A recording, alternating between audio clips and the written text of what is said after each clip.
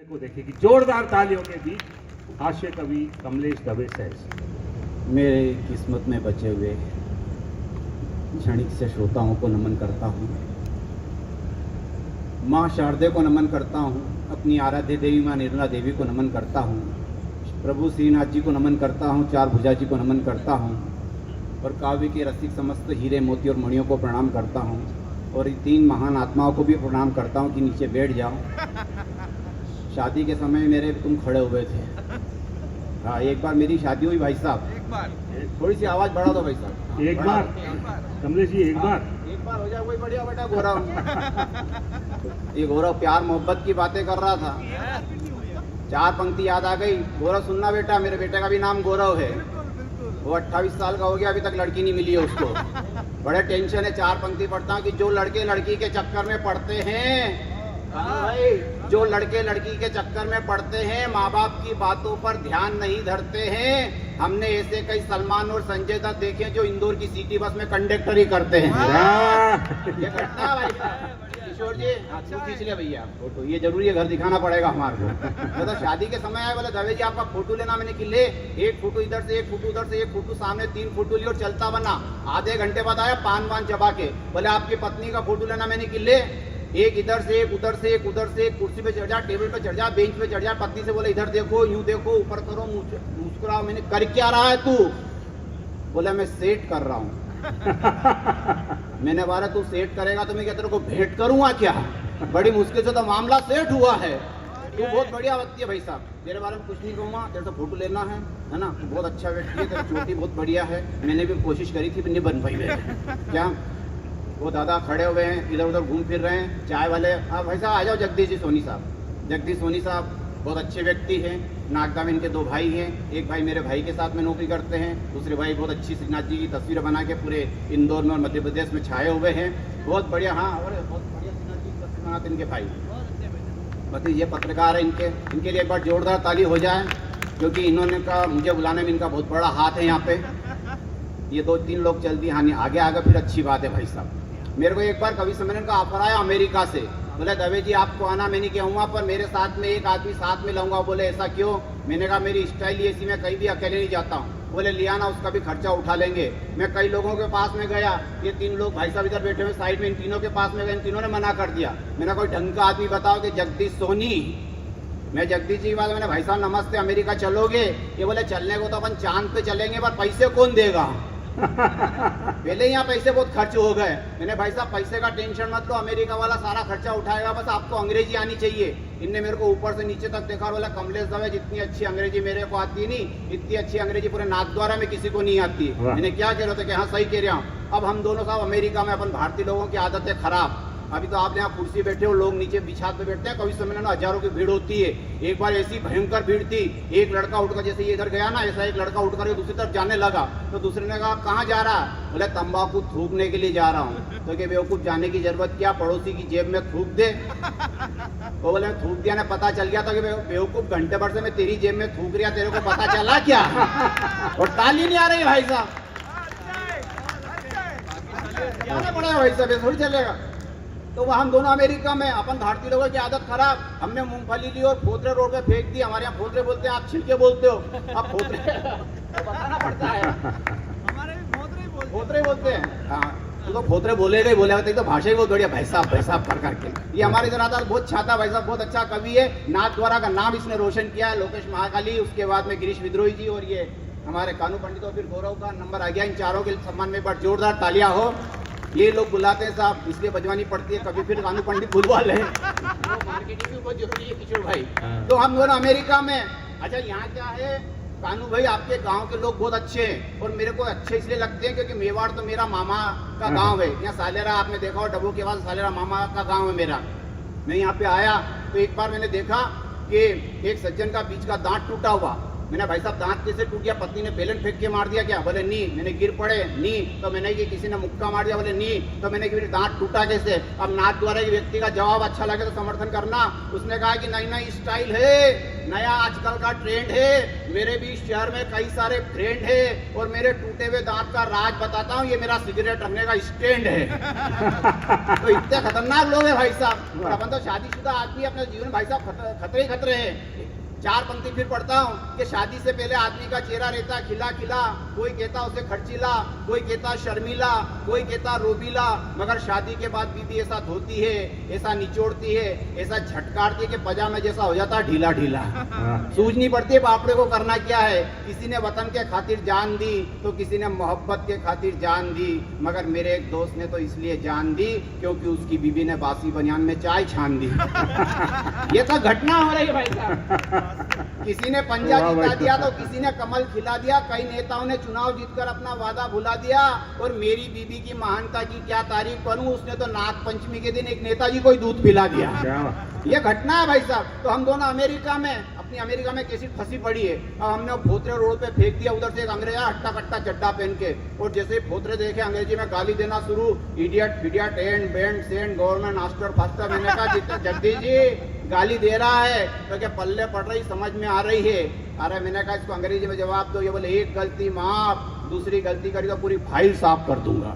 मैंने कहा ठीक, नाथद्वारा का आदमी बोल रहा तो सही बोल रहा होगा। हम आगे बढ़े, हमने साहब केले लिए, फिर छिलके रोड पे फेंक दिए। और उधर से एक मैडम है स्कर्ट फिस्कर्ट पहन के, और जैसे छिलके पे पैर रखा है बापड़ी धड़ाम से गिर पड़ी और खड़ी होता से गाली देना शुरू, idiot fidiot and band send government master faster. मैंने कहा जगदीश जी गाली दे रही है तो क्या समझ में आ रहा है? समझ में नहीं, अंग्रेजी में जवाब दो। अब जगदीश जी का जवाब अच्छा लगा हो तो फिर समर्थन करना ताली बजा करके। इन्हें मूछ पे बढ़ दिया और कहा madam I beg to say that I am ill, so I cannot come to school. Kindly grant me leave for 4 days. You are obediently people X Y Z Jagdish Soni Nathdwara Rajasthan Hindustan. वो इनका चेहरा देखती रहो भाई साहब। आगे चले गए। मैंने भाई साहब ने ऐसी क्या अंग्रेजी बोली, इसकी तो बोलती बंद हो गई। ये बोले इसकी बोलती कैसे बंद नहीं होती? अभी तो मैंने एप्लीकेशन सुनाई। काव का निबंध और माई स्कूल का निबंध याद था, जरूरत ही नहीं पड़ी है। भाभी जी ताली बजाओ जरा ढंग से। ये घटना है भाई साहब, घटना से जन्म होता। और अपन तो पत्नी पीड़ित आदमी है। मेरी पत्नी मायके में महीने भर से भाई साहब आई नहीं। उसके बाद फोन लगाती है, क्यों तुमको मेरी याद आती नहीं? दिन भर तेरे को याद करता रहता, तो याद आती तो क्या करते हो? मैंने कहा तेरी मनपसंद की चीजें बना के खा लेता हूँ, नहीं बनती तो बाजार से ले आता हूँ, मैगी ले आता हूँ, नूडल्स ले आता हूँ, पॉपकॉर्न ले आता हूँ, पानी पूरी ले आता हूँ। मैंने कहा तुझे मेरी याद आती है तो ये बता। बोले मुझे भी तुम्हारी भयंकर याद आती है। तो मैंने की क्या करती है? कि मैं तुम्हारी 30 नंबर बीड़ी मंगा करके पी लेती हूँ। ये है भाई साहब हमारे घर में प्यार बचा हुआ है। तो कुछ पंक्ति कहने की कोशिश करता हूँ कि पति ने पत्नी से कहा कि मैं पति की जगह गणपति होता तो कितना अच्छा होता। तू मुझे रोज देसी घी के लड्डू खिलाती तो मेरी हेल्थ सुधर जाती। तो पत्नी ने कहा तुम्हारी हेल्थ के साथ साथ मेरी भी तो हेल्थ सुधर जाती। मैं भी तो रोज देसी घी के लड्डू खाती और हर साल तुम्हारा विसर्जन करके नए गणेश जी ले आती। गणेश जी के बाद 2 पत्नी रिद्धि और सिद्धि, अपने पास एक है वो भी जिद्दी, फिर भी काम चल रहा।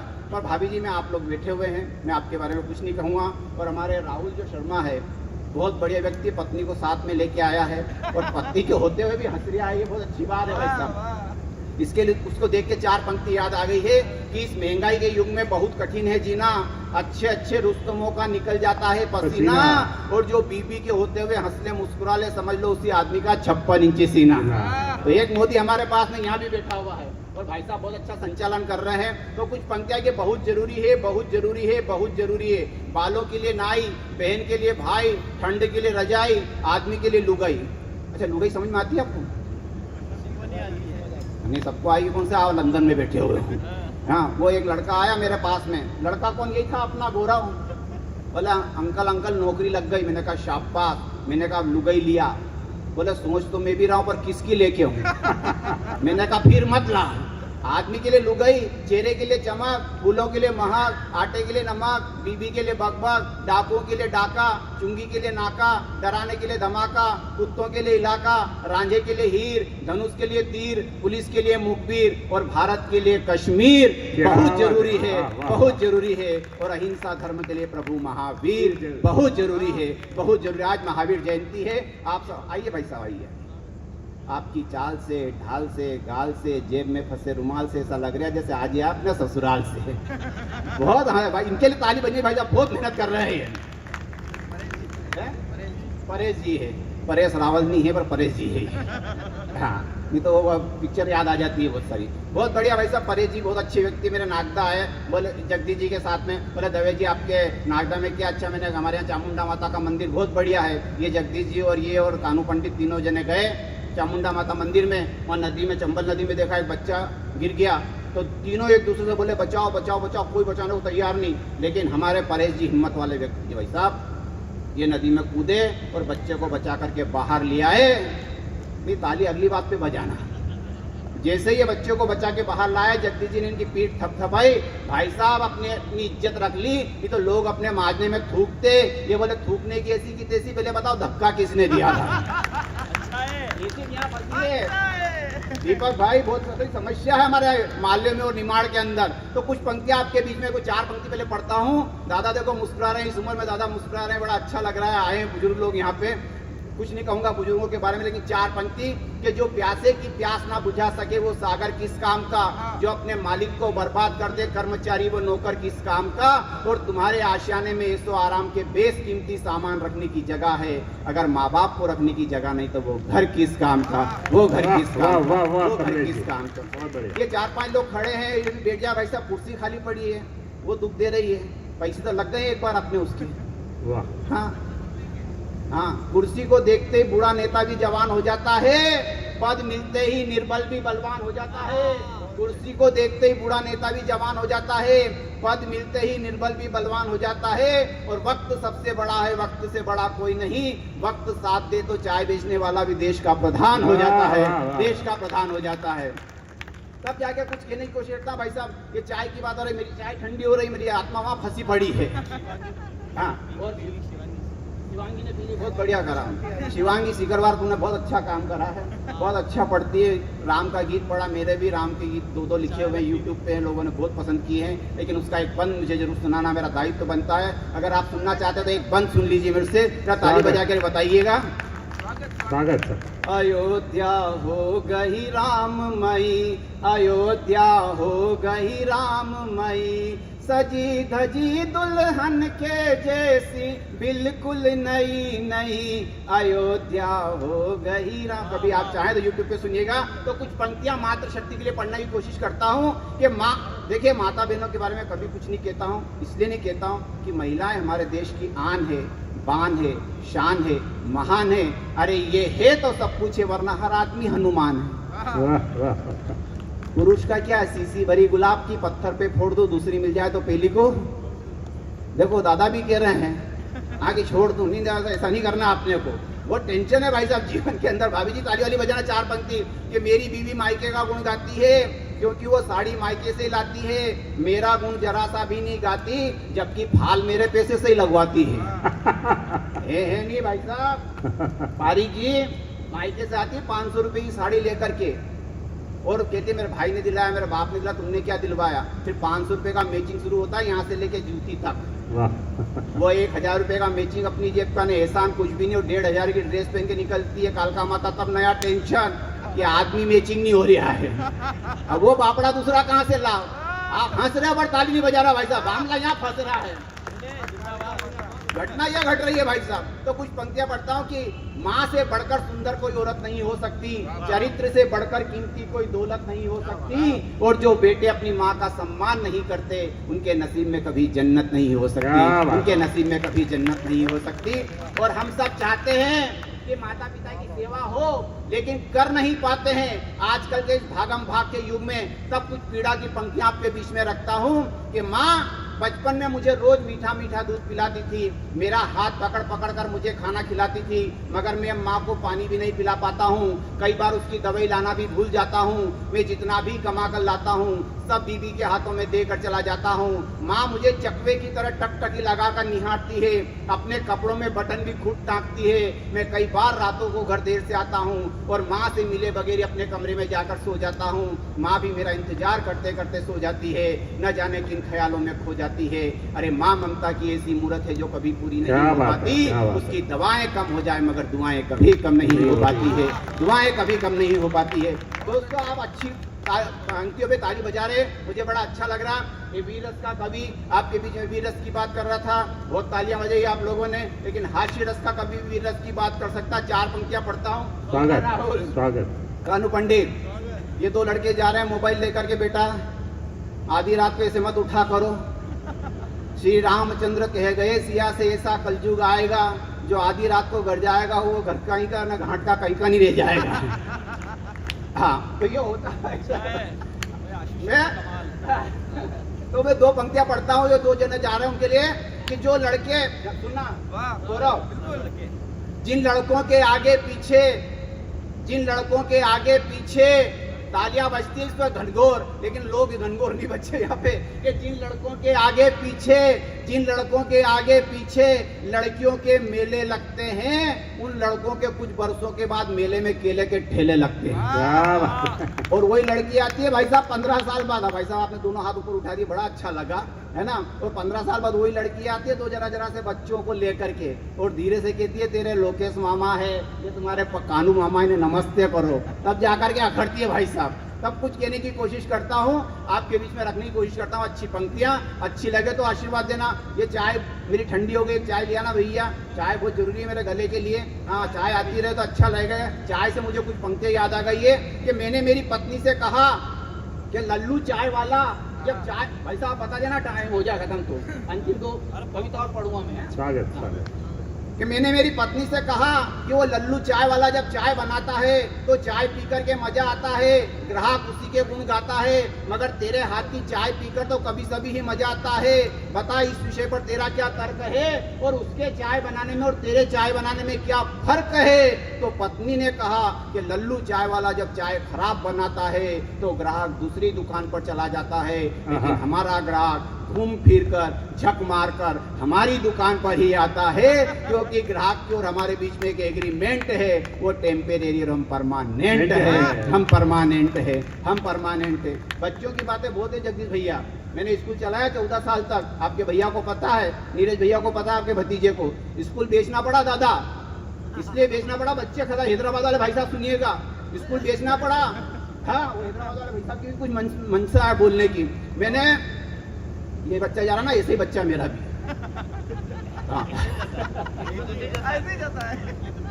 बेटा ज्यादा घूम फिर मत, कोई फायदा नहीं। राहुल गांधी बापड़ा खूब घूमा फिर, अभी तक नहीं हुई है। बहुत टेंशन है, पहले लड़कियां कम है, भारत जोड़ो चक्कर में उसकी नहीं जुड़ रही है क्या।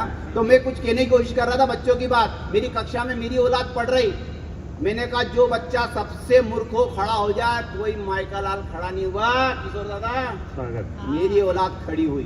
क्या बात है। मैंने क्यों रे तू मूर्ख है क्या, तो कि पापा आप अकेले खड़े हो, इज्जत खराब हो रही, 1 से 2 हो गए आप। ये बच्चे भाई साहब बढ़िया है भाई, बढ़िया है। मेरी औलाद मेरे से पूछे पापा मैं पैदा कैसे हुआ। अब ये बताओ क्या बताए, बाप बापड़ा। मैंने कहा हनुमान जी के मंदिर गया, कृष्ण के मंदिर गया, शिव जी के मंदिर गया, श्रीनाथ जी गया, तब जाके तू पैदा हुआ। क्या यार पापा जीवन में एक छोटा सा काम करा, वो भी मांग के करा।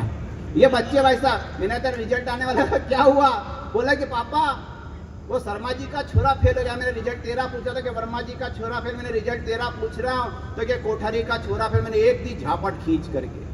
बोले पापा तुम्हारे में अक्कल कब आएगी। मैंने क्यों, तो कि शर्मा जी का छोरा फेल, वर्मा जी का छोरा फेल, कोठारी जी का छोरा फेल, तो तुम कोई देश के प्रधानमंत्री हो जो तुम्हारी औलाद पास होगी।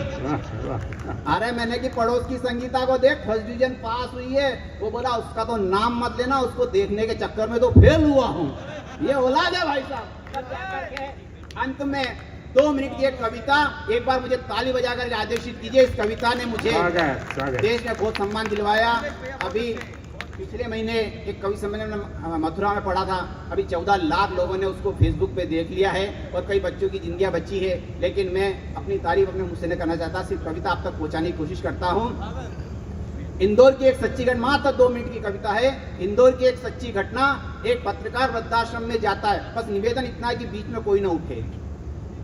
पत्रकार वृद्धाश्रम में जाता है और वहां जाके परेश भाई इंदौर का एक पत्रकार वृद्धाश्रम में जाता है और वहां जाके बूढ़ी अम्मा से पूछता है कि क्या आपके कोई बेटे नहीं हैं? उस अम्मा ने कहा मेरे तो 4 बेटे, एक लंदन में डॉक्टर, उसकी पत्नी डॉक्टर, एक बंबई में, एक दिल्ली में, इसी शहर में व्यापार करता है। तो पत्रकार ने कहा माँ फिर आप वृद्धाश्रम में क्यों रहती है? माँ का जवाब 2 पंक्ति में अच्छा लगे तो समर्थन करना।